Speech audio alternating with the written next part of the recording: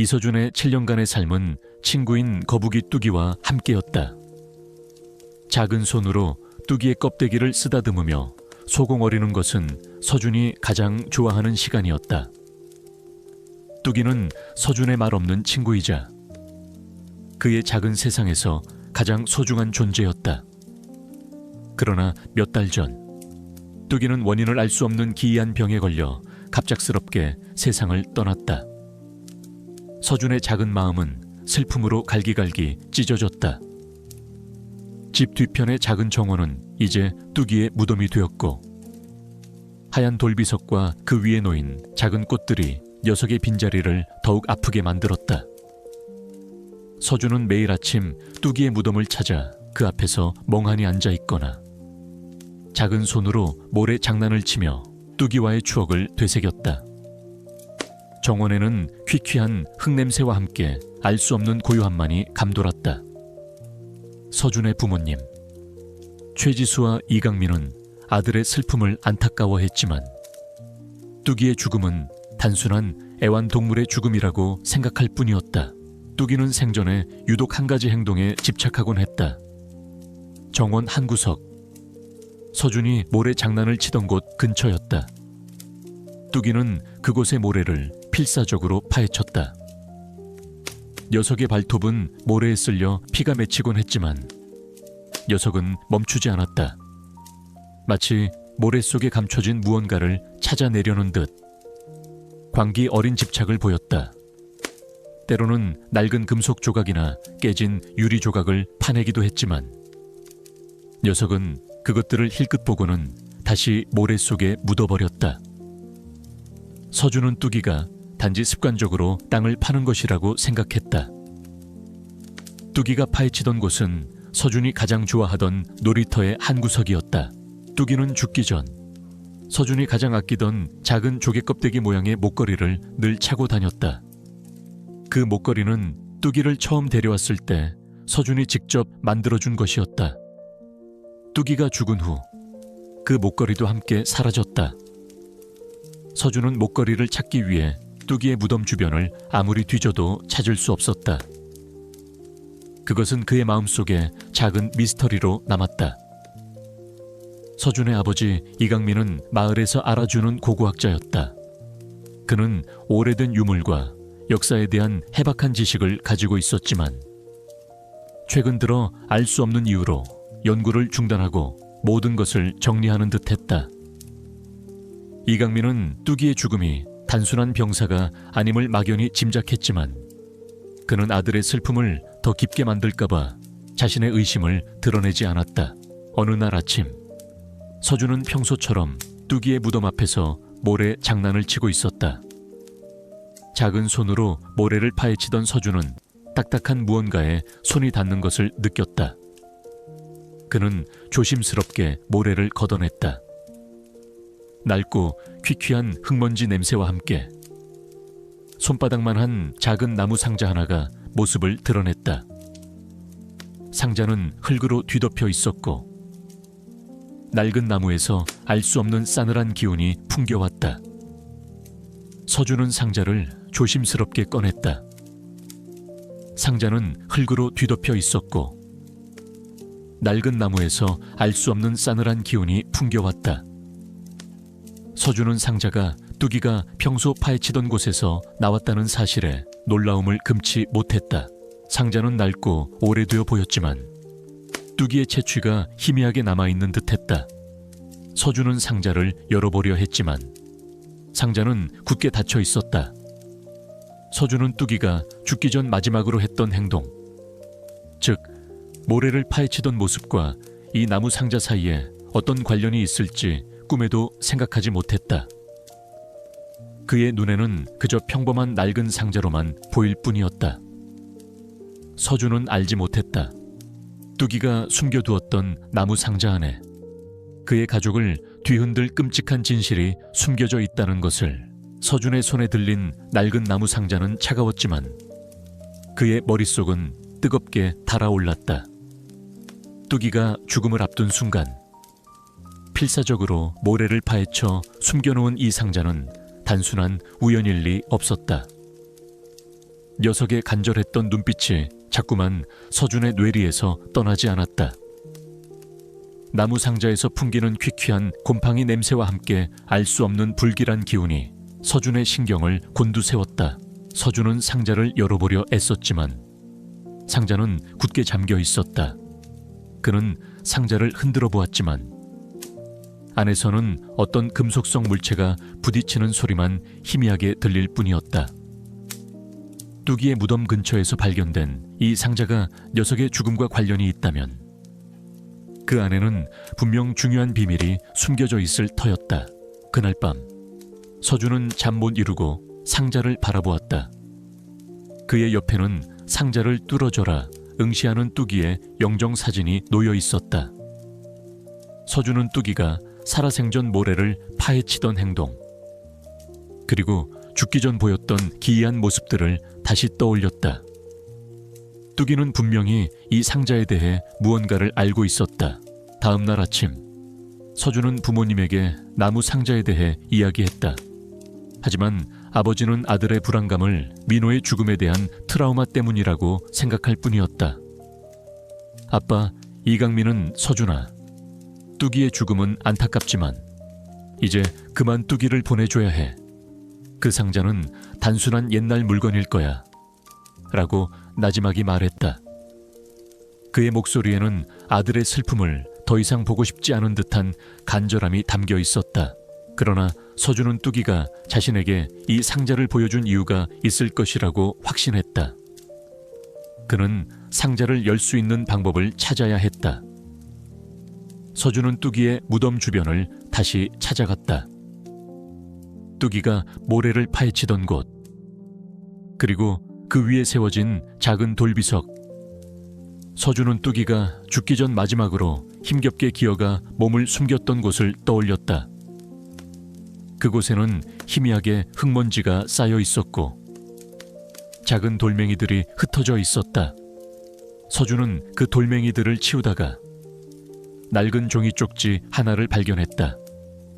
쪽지에는 희미한 글씨와 함께 뚜기가 죽기 전 마지막으로 파헤친 곳에 지형도가 그려져 있었다. 그것은 마치 뚜기가 자신에게 남긴 비밀 지도 같았다. 쪽지에는 알 수 없는 기호들과 함께 왕이라는 단어가 반복해서 적혀 있었다. 서준의 아버지 이강민은 고고학자였다. 그는 오래된 유물과 역사에 대한 해박한 지식을 가지고 있었지만 최근 들어 알 수 없는 이유로 연구를 중단하고 모든 것을 정리하는 듯했다. 이강민은 뚜기의 죽음이 단순한 병사가 아님을 막연히 짐작했지만 그는 아들의 슬픔을 더 깊게 만들까봐 자신의 의심을 드러내지 않았다. 그때 집안에 벨이 울렸다. 민주는 불안감에 휩싸여 모니터를 확인했다. 화면에는 말끔한 정장을 차려입은 중년 남자가 서 있었다. 그는 바로 이강민의 연구 파트너이자 마을의 유명한 미술품 감정사인 김상철 감정사였다. 김 감정사는 이강민과 함께 오래된 유물 발굴 프로젝트에 참여했지만 최근 들어 이강민과 사이가 틀어진 것으로 알려져 있었다. 김 감정사는 인물 대결 유형 A에 해당하는 적이었다. 김 감정사는 서준에게 친절한 미소를 지으며 말했다. 서준 군, 오랜만이군요. 이강민 교수님께서는 참으로 안타깝게 돌아가셨습니다.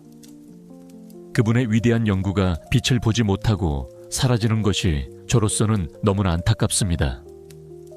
혹시 교수님께서 남기신 소중한 유품은 잘 간직하고 계시는지 궁금해서 말이죠. 특히 그 나무 상자 말입니다. 그의 시선은 은근히 서준의 손에 들린 나무 상자를 향했다. 서준은 김 감정사의 말에 불쾌감을 느꼈지만 애써 감정을 억눌렀다. 고맙지만 아빠의 유품은 제가 잘 정리하겠습니다. 신경 쓰실 필요 없습니다. 김 감정사의 얼굴에서 미소가 사라졌다. 현명한 선택을 하는 것이 좋을 겁니다. 서준 군, 이 세상에는 알 수 없는 일들이 많으니까요. 그의 말은 노골적인 경고였다. 그는 뚜기의 무덤을 힐끗 보더니 코웃음을 치고는 유유히 사라졌다. 김 감정사가 떠난 후 서준은 나무 상자를 꼭 끌어안았다. 뚜기의 행동, 나무 상자, 그리고 김 감정사의 위협, 이 모든 것이 거대한 퍼즐처럼 맞춰지기 시작했다. 뚜기의 죽음은 단순한 병사가 아니었다. 김 감정사가 이 모든 일의 배후에 있음을 서준은 직감했다. 뚜기는 자신을 향한 적이 누구인지 정확히 알고 있었다. 서준은 이제 자신의 목숨과 뚜기의 명예, 그리고 아버지의 마지막 비밀을 지키기 위해 어둠 속에 숨겨진 진실과의 싸움을 시작해야만 했다. 뚜기의 무덤 아래 모든 답이 숨겨져 있을 터였다. 이서준의 마음은 김상철 감정사에 대한 의심과 뚜기의 기이한 행동으로 인해 혼란스러웠다. 뚜기의 무덤에서 발견된 나무 상자와 낡은 쪽지는 더 이상 단순한 우연이 아니었다. 뚜기의 죽음 뒤에 숨겨진 진실이 어렴풋이 모습을 드러내기 시작했다. 서준은 뚜기의 눈빛에서 느껴지는 간절함을 더 이상 외면할 수 없었다. 그날 밤 서준은 나무 상자를 들고 자신의 방으로 돌아왔다. 낡은 나무 상자는 차가웠지만 뚜기의 채취가 희미하게 남아있는 듯했다. 서준은 상자를 열 수 있는 방법을 찾아야 했다. 뚜기가 죽기 전 마지막으로 힘겹게 기어가 몸을 숨겼던 곳, 그리고 그 위에 세워진 작은 돌비석. 서준은 뚜기가 파헤치던 모래밭을 다시 찾아갔다. 녀석의 발톱 자국이 선명하게 남아있는 곳이었다. 서준은 뚜기가 파헤쳐 놓은 모래밭의 흔적들을 자세히 살펴보았다. 뚜기는 서준이 모래밭 흔적에 집중하는 것을 확인하자 녀석의 작은 발로 모래를 툭툭 건드렸다. 그리고는 녀석의 발톱으로 모래밭 위를 긁기 시작했다. 쓱 녀석은 이전보다 더 힘을 주어 모래밭 위를 긁었다. 희미한 자국이 남았다. 그 자국은 마치 어떤 그림의 일부처럼, 혹은 글자의 조각처럼 불규칙하게 이어져 있었다. 서준은 직감했다. 뚜기는 단순히 화가 나거나 슬퍼서 그런 행동을 한 것이 아니었다. 녀석은 녀석의 죽음에 대한 암호를 자신에게 알려주려 하는 것이다. 서준은 뚜기가 가리킨 기호들을 종이에 옮겨 적었다. 그것은 복잡한 도안의 일부처럼 보였지만 동시에 어떤 비밀 통로의 접근 코드와 일치할 것 같은 느낌을 주었다. 뚜기는 다시 흙이 묻은 발로 서준의 손에 들린 아버지의 연구 노트 표지를 툭툭 건드렸다. 노트 표지에는 알 수 없는 고대 유적 그림과 함께 희미하게 빛나는 작은 조약돌이 박혀 있었다. 서준은 노트 표지에 박힌 조약돌을 돌리자 노트의 한 페이지가 조용히 열렸다. 그곳에는 어둡고 좁은 지하 비밀 연구실로 향하는 길이 상세히 그려져 있었다. 그리고 가장 충격적인 것은 그 연구실 입구 근처에 희미하게 이강민의 이니셜이 새겨져 있었다는 것이었다. 지도는 그들을 깊은 과거 속으로 이끌었다. 지도에는 오래된 광산터, 그리고 알 수 없는 고대 유물들이 표시되어 있었다. 서준은 직감했다. 이곳은 단순한 지하 연구실이 아니었다. 이곳은 끔찍한 진실을 감추고 있는 지옥의 문이었다. 그리고 그곳에는 뚜기의 죽음과 관련된 결정적인 증거가 숨겨져 있을 터였다. 뚜기는 서준이 지도를 확인하자마자 녀석의 코로 지도 밑바닥을 툭툭 건드렸다. 그곳에는 낡은 종이 쪽지 하나가 꼼꼼하게 쌓여 있었다. 종이 쪽지에는 아버지의 필체로 빼곡하게 글이 적혀 있었다. 그것은 충격적인 고백록이었다. 서준아, 미안하다. 김상철은 단순한 미술품 감정사가 아니었다. 그는 오래전부터 고대 유물을 불법적으로 밀수하고 있었다. 그는 나의 연구를 악용하여 자신의 범죄를 은폐하려 했다. 내가 이 사실을 알게 되자 그는 나를 죽이려 했다. 뚜기의 죽음은 단순한 병사가 아니다. 김상철이 뚜기를 살해하기 위해 꾸민 계획이었다. 뚜기는 내가 숨긴 마지막 증거를 알고 있다. 만약 네가 이 글을 읽는다면 모든 것을 폭로해라. 뚜기의 죽음은 헛되지 않을 것이다. 뚜기가 진실을 알고 있다. 종이 쪽지는 아버지의 필체로 쓰여 있었다. 서준은 경악했다. 뚜기의 죽음은 단순한 병사가 아니었다. 김상철 감정사가 자신의 불법적인 사업을 위해 뚜기를 살해한 것이 분명했다. 그리고 뚜기는 그 모든 것을 목격하고 아버지의 마지막 유언을 지키기 위해 필사적으로 노력했던 것이다. 뚜기가 김상철 감정사를 향해 맹렬히 으르렁거렸던 것은 단순한 경계심이 아니었다. 서준은 뚜기의 영정 사진을 꼭 끌어안았다. 녀석의 작은 몸이 떨리고 있었다. 서준의 눈에서는 뜨거운 눈물이 흘러내렸다. 그는 뚜기의 억울한 죽음과 아버지의 헌신에 대한 미안함, 그리고 이제 자신이 짊어져야 할 거대한 진실 앞에서 혼란스러웠다. 그때 집 밖에서 희미한 인기척이 느껴졌다. 낡은 승용차 한 대가 그들 집 앞에 조용히 다가왔다. 차 안에는 2명의 건장한 남자들이 서 있었다. 그들은 김상철 감정사의 부하들이었다. 김상철 감정사는 서준이 뚜기의 비밀을 파헤치기 시작했음을 눈치챈 듯했다. 그는 자신의 부하들에게 서준을 감시하고 어떤 수상한 움직임이라도 포착되면 즉시 보고하라고 지시했다. 김상철 감정사의 그림자가 그들을 뒤덮는 듯했다. 이서준의 낡은 집 정원은 이제 김상철 감정사의 그림자 아래 놓여 밤낮으로 위협받고 있었다. 뚜기의 무덤에서 발견된 나무 상자와 아버지의 고백록은 뚜기의 죽음이 단순한 병사가 아니라는 끔찍한 진실을 가리키고 있었다. 뚜기는 상처 입은 몸을 이끌고도 쉬지 않고 서준을 재촉했다. 녀석의 눈빛은 마치 빨리 더 깊이 파헤쳐야 해 라고 말하는 듯 절박했다. 서준은 아버지의 고백록과 뚜기가 가져다 준 금속 조각들을 분석했다. 고백록에는 아버지의 고고학적 연구 기록과 함께 알 수 없는 고대 유적과 기호들이 빼곡하게 적혀 있었다. 아버지는 김상철 감정사가 고대 유물을 불법적으로 밀수하고 자신의 연구를 악용하여 범죄를 은폐하려 했다는 사실을 기록해 두었다. 뚜기의 작은 발톱이 그려낸 암호들은 김상철 감정사의 음모를 구체적으로 파헤치기 시작했다. 뚜기야, 이 노트에 따르면 김상철 감정사는 고대 유물 발굴 프로젝트라는 명목으로 불법적인 활동을 하고 있었어. 멸종위기 동식물들을 밀렵하고 고대 유물들을 불법적으로 인양해서 해외로 빼돌리는 거대한 범죄 조직과 연결되어 있었던 거야. 서준의 목소리가 떨렸다.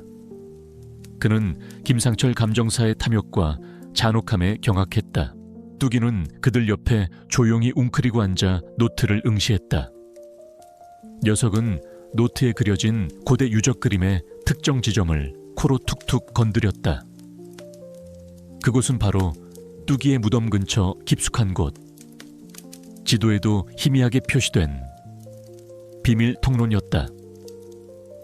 뚜기는 녀석의 발톱으로 지도 속 통로 지점을 긁으며 어떤 결정적인 증거가 숨겨져 있음을 암시하는 듯했다. 녀석의 눈빛은 마치 그곳에 모든 진실이 있어 라고 말하는 듯 강렬했다. 서준은 뚜기의 지능적인 행동에 다시 한번 놀라움을 금치 못했다. 뚜기는 단순히 서준의 친구가 아니었다. 녀석은 녀석의 죽음의 진정한 이유를 알고 있었고 김상철 감정사가 숨긴 모든 범죄의 증거를 보여주려 했던 것이다. 뚜기의 눈빛은 우리가 볼 수 없는 정원의 깊은 곳, 즉 김상철 감정사가 숨긴 진실의 심연을 보고 있었던 것이다. 그때였다. 창문 밖에서 희미한 인기척이 들려왔다. 김상철 감정사의 부하들이었다. 그들은 서준의 집 정원을 24시간 감시하며 서준이 뚜기의 비밀을 파헤치기 시작했음을 눈치챈 듯했다. 낡은 검은색 승용차 한 대가 그들의 집 앞에 조용히 다가왔다. 차 안에는 건장한 남자 2명이 서 있었다. 그들은 김상철 감정사의 그림자처럼 움직이는 해결사들이었다. 그들은 창문 밖에서 집안을 엿보려 했다. 이봐, 이서준 쓸데없는 짓 하지 마라. 내 거북이의 죽음은 단순한 사고야. 괜히 건드리면 좋은 꼴 못 볼 거야. 그들의 목소리는 차갑고 섬뜩했다. 그들은 뚜기의 영정사진을 힐끗 보더니 코웃음을 쳤다. 미친 거북이 따위가 뭘 안다고, 어차피 죽은 목숨인데. 그들의 말은 노골적인 위협이었다. 서준은 경찰에 신고하려 했지만 이내 망설였다. 김상철 감정사는 이미 경찰 고위층까지 매수했을 가능성이 컸다.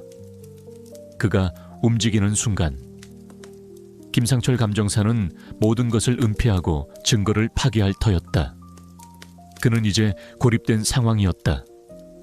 이 싸움은 오직 자신들만의 외로운 싸움이었다.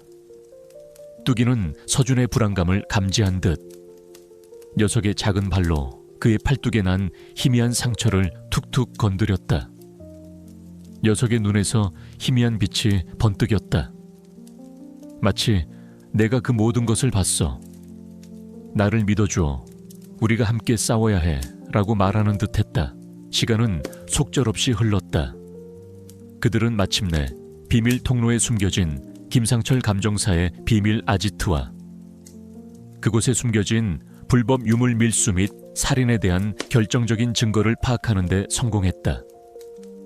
그곳에는 김상철 감정사가 자신의 범죄를 숨기기 위해 설치한 지하 감시 시스템이 있었다.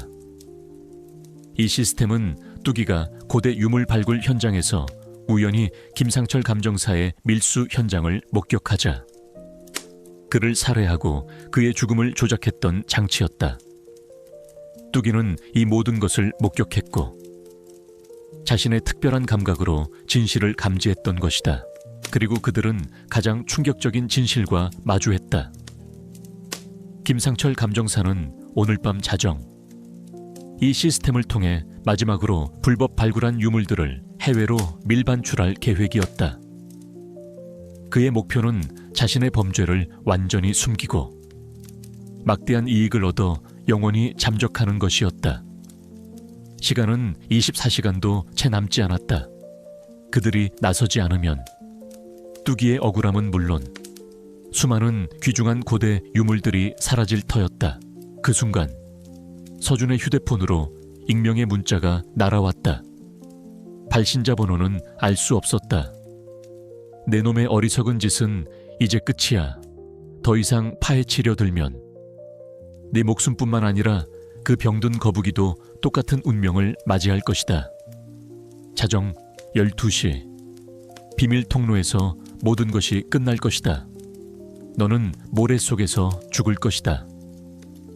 문제는 뚜기의 묘비 사진과 함께 정원 지하 도면에 D-Day라고 적힌 표식이 첨부되어 있었다. 김상철 감정사는 그들의 움직임을 이미 알고 있었고 그들을 함정으로 유인하고 있었다. 서준은 경악했다. 김상철 감정사는 이미 그들을 감시하고 있었고 비밀 통로의 위치를 파악하고 있었다. 그들은 이제 완전히 벼랑 끝에 몰렸다. 그들이 나서지 않으면 뚜기의 억울함은 영원히 붙이고 김상철 감정사의 범죄는 세상에 드러나지 않을 터였다. 뚜기는 서준의 절박한 표정을 읽은 듯 녀석의 작은 발로 그의 팔뚝에 난 희미한 상처를 툭툭 건드렸다. 녀석의 눈에서 희미한 빛이 번뜩였다. 마치 내가 그 모든 것을 봤어. 나를 믿어줘. 우리가 함께 싸워야 해. 라고 말하는 듯했다. 서준은 뚜기의 눈을 바라보았다. 녀석의 눈빛에는 두려움보다 더 강렬한 결의가 담겨 있었다. 그들은 이제 모든 것을 걸고 어둠 속으로 뛰어들어야만 했다. 뚜기의 명예, 정원의 미래, 그리고 진실이 그들의 손에 달려 있었다. 밤 11시 45분. 이서준의 집 정원 지하에 숨겨진 비밀 통로는 칠흑 같은 어둠 속에 잠겨 있었다. 자정 12시. 김상철 감정사가 마지막 밀수 작전을 감행할 시한이 5분 앞으로 다가와 있었다. 서준은 손전등 불빛에 의지한 채 조심스럽게 통로문을 열고 안으로 들어섰다. 퀴퀴한 흙먼지 냄새와 함께 알 수 없는 습기가 코를 찔렀다. 서준의 심장은 격렬하게 요동쳤지만 뚜기의 명예 그리고 진실이 그의 손에 달려 있었다. 비밀 통로 안은 좁고 어두웠다. 서준은 조심스럽게 나아갔다. 곰팡이 냄새와 흙 냄새가 뒤섞여 코를 찔렀다. 그들은 통로를 한참 동안 기어가자 희미한 불빛이 새어나오는 거대한 지하 공간이 나타났다. 그곳은 김상철 감정사의 비밀 아지트였다. 낡은 상자들과 고대 유물들이 어지럽게 널려 있었고 그곳에서 김상철 감정사와 그의 부하들이 분주하게 움직이고 있었다. 김상철 감정사의 얼굴에는 탐욕스러운 미소가 걸려 있었고 그의 손에는 유물 밀반출 계약서가 들려 있었다. 이봐, 빨리 서둘러 자정 전에는 다 처리해야 해. 김상철 감정사의 날카로운 목소리가 아지트 안에 울려 퍼졌다. 그는 불법 발굴한 유물들을 트럭에 싣고 있었다. 서준의 눈에 분노의 불꽃이 타올랐다. 저들이 뚜기를 죽이고 이제는 그의 모든 것을 강탈하려 하고 있었다. 그는 더 이상 참을 수 없었다. 서준은 바닥에 엎드린 채 몸을 숨겼다. 그 순간 서준이 몸을 숨긴 곳에서 낡은 나무 상자가 굉음을 내며 움직였다. 그리고 그 상자 틈새로 작고 단단한 거북이 한 마리가 힘겹게 기어나왔다. 그것은 바로 죽은 줄 알았던 뚜기였다. 녀석은 몸에 상처가 가득했지만 그 눈빛은 분노와 함께 알 수 없는 비장함마저 담고 있었다. 뚜기는 이전의 어떤 모습보다도 더욱 거대하고 힘찬 모습으로 김상철 감정사를 향해 맹렬하게 돌진했다. 이런 빌어먹을 거북이가 김상철 감정사는 깜짝 놀라 뒤로 물러섰다. 뚜기는 김상철 감정사의 다리를 향해 송곳니를 드러내며 덤벼들었다. 녀석의 발톱은 김상철 감정사의 옷을 찢고 그의 다리에 깊은 상처를 남겼다. 김상철 감정사는 고통의 비명을 질렀다. 이런 미친 거북이 같은 이라고 김상철 감정사의 부하들이 뚜기를 향해 몽둥이를 휘둘렀다. 뚜기는 몽둥이 세례를 받으며 몸을 휘청거렸지만 결코 물러서지 않았다. 녀석의 몸은 이미 상처투성이가 되었고 곳곳에서 피가 배어나왔다. 하지만 뚜기는 쓰러지고 또 쓰러지면서도 필사적으로 김상철 감정사의 손에 들린 서류 가방을 노렸다. 녀석의 눈에서는 붉은 피눈물이 다시금 흘러내렸다. 그것은 자신의 억울함과 빼앗긴 진실에 대한 뚜기의 처절한 절규이자 진실을 향한 녀석의 마지막 몸부림이었다. 뚜기의 끈질긴 공격에 김상철 감정사는 마침내 서류 가방을 떨어뜨렸다. 툭 서류 가방이 차가운 바닥에 떨어지는 소리가 밤의 정적을 갈랐다. 그 사이 서준은 김상철 감정색에 달려들어 그의 손에서 서류 가방을 빼앗았다. 젠장 내 가방을 내놔. 김상철 감정사가 분노에 찬 목소리로 소리치며 서준에게 달려들었다. 그의 손에는 칼날이 번뜩였다. 위잉. 바로 그 순간 아지트 밖에서 요란한 경찰차 사이렌 소리가 울려 퍼졌다. 서준이 미리 경찰에 연락을 취해둔 것이다. 늦은 밤 고요한 주택가에서 들려오는 사이렌 소리는 마치 천둥 소리처럼 울려 퍼졌고 김상철 감정사와 그의 부하들의 얼굴은 공포로 질렸다. 경찰 특공대가 통로 입구를 부수고 안으로 들이닥쳤다. 김상철 감정사와 그의 부하들은 당황하여 도망치려 했지만 이미 경찰에 의해 포위된 상황이었다. 김상철 감정사는 아지트 바닥에 떨어져 있는 서류 가방을 보며 얼굴이 하얗게 질렸다.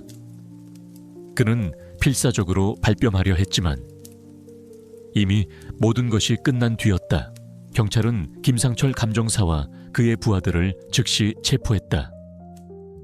김상철 감정사는 마지막까지 이 거북이가 모든 것을 망쳤어 라며 뚜기를 향해 증오심 어린 눈빛을 보냈다. 뚜기는 서준의 품에 안겨 녀석의 몸은 미세하게 떨리고 있었지만 그 눈빛은 이제 승리와 함께 깊은 평온함으로 가득했다. 녀석의 붉은 피눈물은 더 이상 흐르지 않았다. 대신 녀석의 눈가에는 투명한 눈물이 고였다. 그것은 슬픔이 아닌 자신의 억울함이 마침내 밝혀졌음에 대한 안도와 기쁨의 눈물이었다. 서준은 뚜기의 껍데기를 쓰다듬었다. 녀석의 발톱에 묻어있던 것은 더 이상 피나 흙먼지가 아니었다. 그것은 진실을 찾아낸 피 맺힌 증거이자 서준과 뚜기의 끈끈한 유대감을 증명하는 영광스러운 표식이었다. 지하의 어둠이 걷히고 새로운 빛이 들이우는 순간이었다. 경찰과 수사관들이 김상철 감정사 일당을 연행해 간 후 이서준의 집 정원지하 아지트는 새벽의 차가운 공기 속에 덩그러니 남겨졌다. 격렬했던 싸움의 흔적들, 어지럽혀진 고대 유물들, 그리고 희미하게 남은 핏자국이 모든 것이 현실이었음을 증명하고 있었다. 서준은 뚜기를 품에 안은 채 주저앉았고 긴장이 풀린 듯 깊은 숨을 몰아쉬었다. 뚜기는 서준의 품에 안겨 녀석의 몸은 피투성이가 되었지만 그 눈빛은 승리와 함께 깊은 안도감을 담고 있었다. 경찰 조사는 급물살을 탔다. 뚜기가 찾아낸 고백록, 지하 아지트에서 발견된 불법 발굴 장비, 그리고 김상철 감정사의 서류 가방에서 발견된 횡령 및 살인 증거들은 결정적이었다. 고백록에는 김상철 감정사가 뚜기를 살해하고 고대 유물을 불법적으로 밀수하며 돈 세탁을 했던 모든 대화 내용이 고스란히 담겨 있었다. 김상철 감정사는 뚜기의 죽음을 단순한 병사로 위장했던 것이다. 그는 살인, 불법 유물 밀수, 횡령, 증거인멸 등 중대한 혐의로 기소되어 법의 심판대 위에 섰다. 뚜기의 억울함이 만천에 드러났고 사회는 이 사건의 충격적인 진실 앞에 경악했다. 며칠 후 모든 사건이 정리되고 서준의 삶에는 비로소 깊은 평화가 찾아왔다. 뚜기의 억울함이 풀리고 진범이 처벌받는 과정을 지켜보며 서준의 마음속 깊이 응어리졌던 슬픔과 분노는 조금씩 치유되기 시작했다.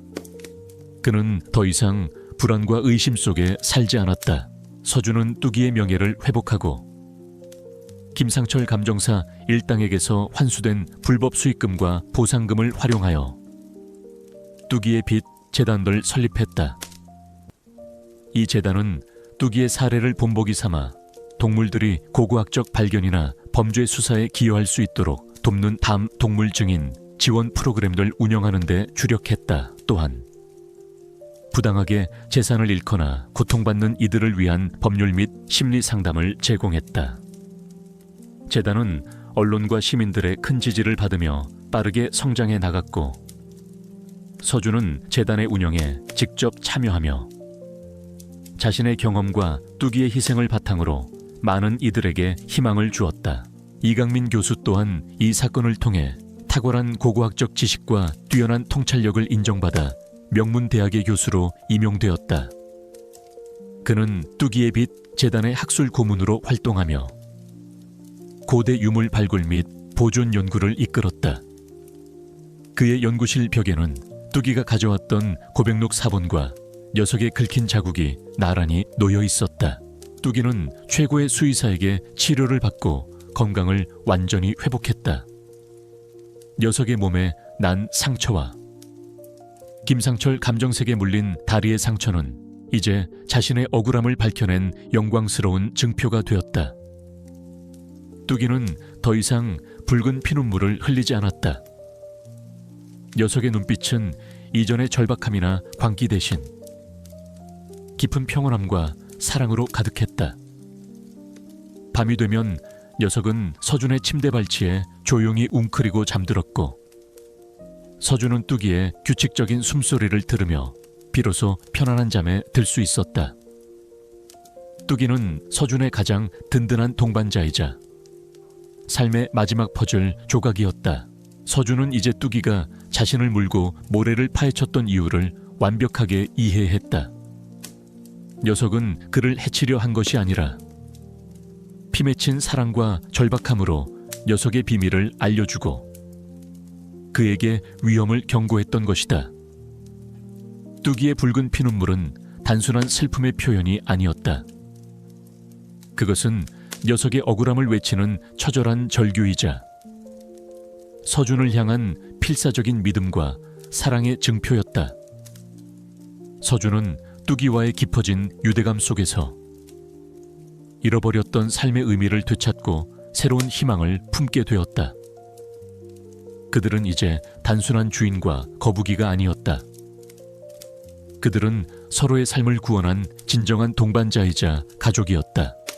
이 새로운 평화 속에서 서준과 뚜기는 앞으로 다가올 어떤 시련도 함께 헤쳐나갈 준비가 되어 있었다. 세월은 흘렀지만 이서준 소년과 그의 충직한 거북이 뚜기의 이야기는 작은 정원을 넘어 전국에 울려 퍼졌다. 김상철 감정사의 탐욕과 잔혹한 범죄는 사회에 큰 충격을 주었지만 뚜기의 기적 같은 활약은 인간과 동물 그리고 진실의 유대감이 얼마나 강력한 힘을 지니는지 증명하는 살아있는 증거가 되었다. 서준은 뚜기의 진실을 밝힌 소년무로 뚜기는 억울함을 푼 영웅 거북이로 불리며 존경받았다. 이서준은 뚜기의 빛 재단을 통해 활발한 사회활동을 이어갔다. 재단은 뚜기의 사례를 본보기 삼아 동물들이 고고학적 발견이나 범죄 수사에 기여할 수 있도록 돕는 동물 증인 지원 프로그램을 운영하는 데 주력했다. 또한 부당하게 재산을 잃거나 고통받는 이들을 위한 법률 및 심리 상담을 제공했다. 재단은 언론과 시민들의 큰 지지를 받으며 빠르게 성장해 나갔고 서준은 재단의 운영에 직접 참여하며 자신의 경험과 뚜기의 희생을 바탕으로 많은 이들에게 희망을 주었다. 이강민 교수 또한 이 사건을 통해 탁월한 고고학적 지식과 뛰어난 통찰력을 인정받아 명문대학의 교수로 임용되었다. 그는 뚜기의 빛 재단의 학술 고문으로 활동하며 고대 유물 발굴 및 보존 연구를 이끌었다.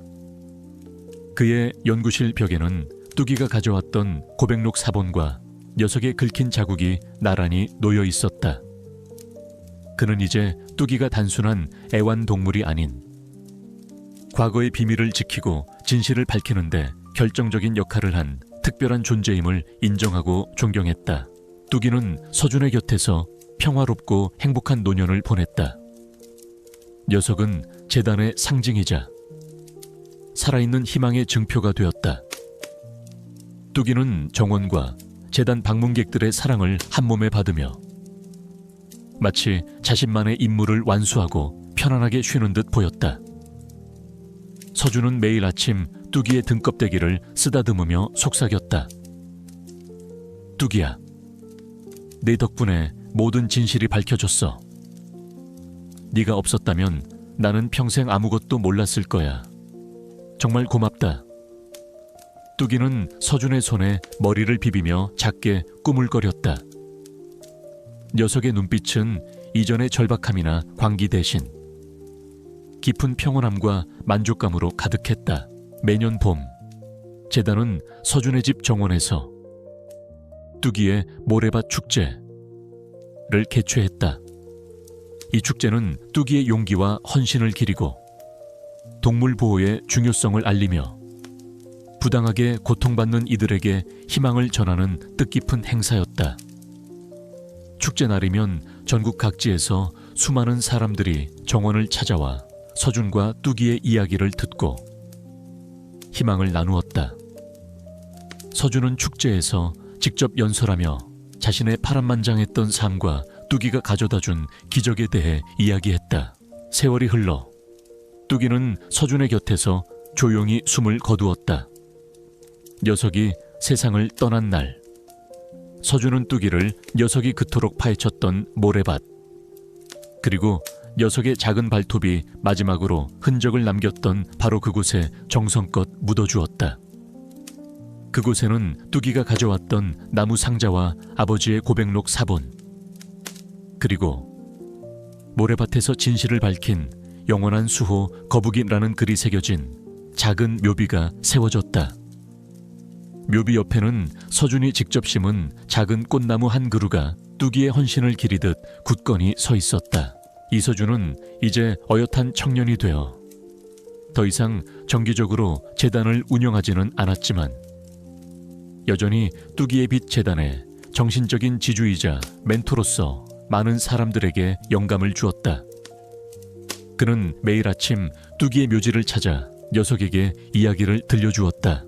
어느 맑은 날 오후, 서준은 뚜기의 묘지 앞에 앉아 따뜻한 햇살을 맞았다. 그의 눈에는 희미한 미소가 걸려 있었다. 그는 뚜기의 묘비를 향해 조용히 속삭였다. 뚜기야, 네 덕분에 모든 진실이 밝혀졌어. 네가 없었다면 나는 영원히 어둠 속을 헤매고 있었을 거야. 고맙다. 나의 영원한 친구. 그의 마음속에는 더 이상 외로움이나 절망이 없었다. 오직 평화와 희망, 그리고 뚜기와의 영원한 유대감이 가득했다. 그의 낡은 집 정원은 이제 뚜기의 정원 박물관부로 재탄생하여 수많은 사람들에게 고고학적 발견의 중요성과 그 속에 숨겨진 이야기를 전하는 등대가 되었다. 서준과 뚜기의 이야기는 영원히 그 도시의 심장부에 살아 숨쉬는 희망의 불꽃이 되었다. 뚜기는 단순한 거북이를 넘어 서준의 삶을 구원하고 세상의 정의를 가져다준 영원한 모래밭의 수호자로 기억될 것이었다. 이 이야기가 여러분의 마음에 깊은 울림을 주었기를 진심으로 바랍니다. 이서준 소년과 거북이 뚜기의 가슴 아프지만 감동적인 여정을 통해 희망과 사랑의 힘을 느끼셨다면 이 이야기를 주변 사람들과 공유하여 더 많은 이들에게 위로와 용기를 전달해 주세요. 여러분의 소중한 생각과 댓글을 기다립니다.